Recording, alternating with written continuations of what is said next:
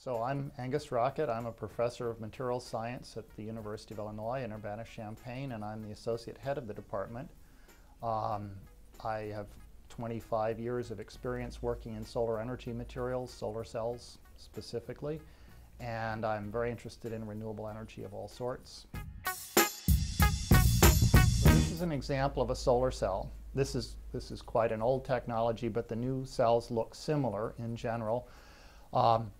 It consists of silicon, which is very similar. It's a component of beach sand. So you could essentially think of this solar cell as being made from beach sand. At its root, it's a very, very simple device. It has no moving parts. It is essentially as stable as beach sand, so there's no particular reason why it would ever fail.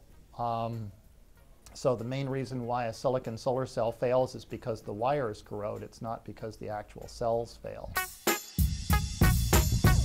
Typical price for an installed system is something on the order of $8 a watt installed capacity. And now you figure out how much actual power am I going to get from that solar cell. And it's probably something on the order of 150 to 200 kilowatt hours per square yard, or some little more than that per square meter of solar cell.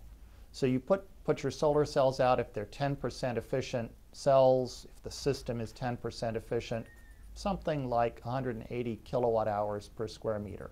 So 100 watts per square meter at $8 a watt, that's an $800 solar cell for a square meter, 10% efficient system installed on your roof. That would cost, under current conditions, about 50 cents a kilowatt hour. So that's very expensive power.